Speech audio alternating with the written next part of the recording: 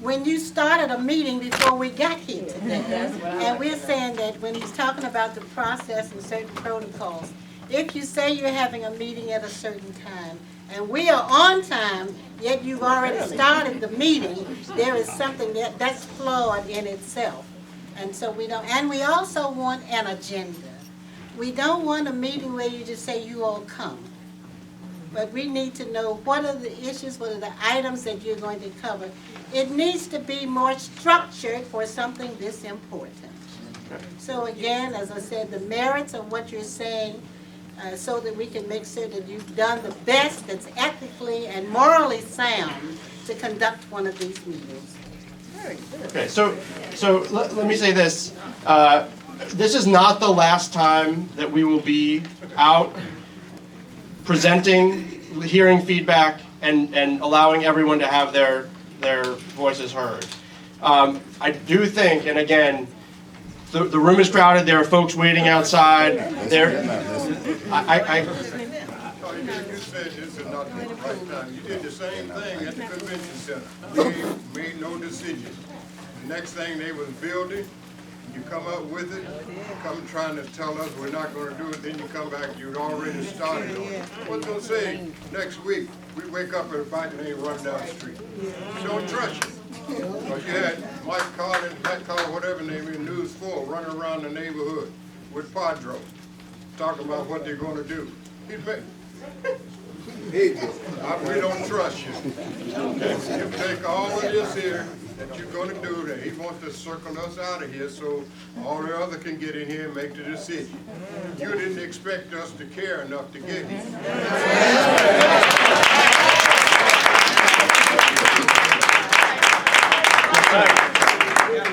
I live on M Street between 4th and 5th. I oppose the bike lanes. And I'm going to point to one thing that people may not, there's data on these things. I went on the website, and according to the data, at peak hour, going down 6th Street or up is 160 bikes in an hour. That's peak. That's only one bike passing through every 22.5 seconds. Think about how much space is between those bicyclists. Meanwhile, there's cars back to back, traffic's horrendous, and so for each bike going 22.5 seconds down the street, which isn't a lot of bikes, we're going to all of a sudden take asphalt, take it away from the community, make parking harder for some of our good neighbors for a bike lane. If 160 bikes during the peak hour is enough to rationalize such a drastic thing, I really question the criteria behind the bike lane agenda. Because I do know when it's not peak hour, those bike lanes are going to be empty like they usually are. That's right.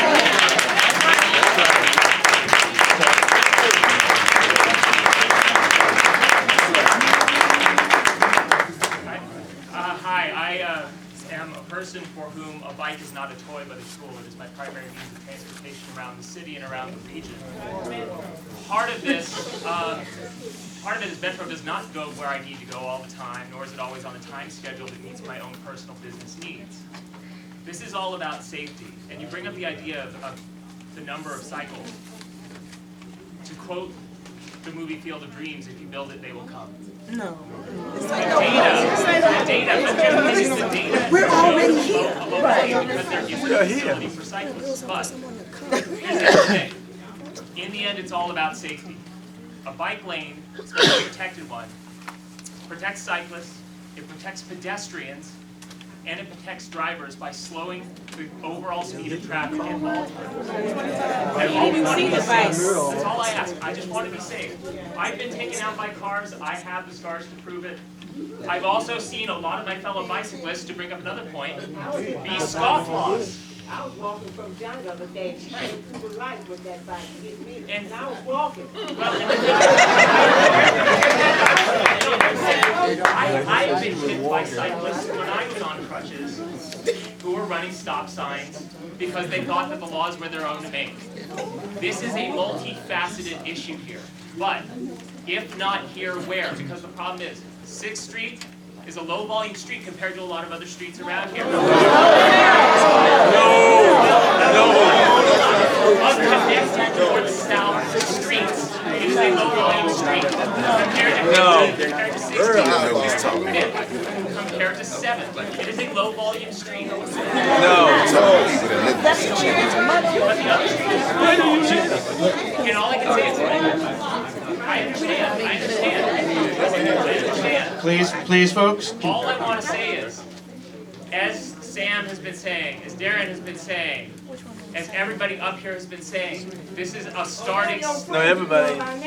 This is a starting step. I've been through processes with these folks before. This is a beginning step. This is not the be-all, end-all. As he said, we have 5 options now. Who knows? There could be a 6th. Sir, This is an evolution. It will evolve. I am a property manager.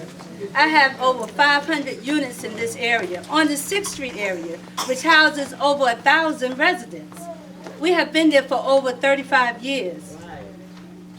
6th Street, 2 lanes, my residents are always complaining about the impact, them getting to work late every day.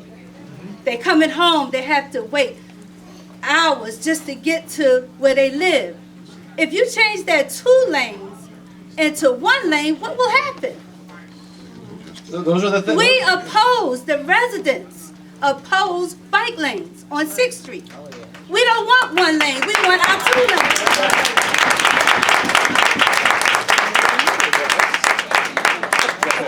I have a question. This clearly is very intense. You have your name of your study and some real work has been done. So my question is, how did you get so far in this process with all of these alternatives without the people who are most opposed having even been listed on here as we don't want a bike lane? He's saying it's a beginning step. This is more than beginning. You're way down the road in this. I used to work for the government. So I know, and I want to know how you got so far along when you got 1,100 people opposed to the process to begin with. Where were we when you were doing this? So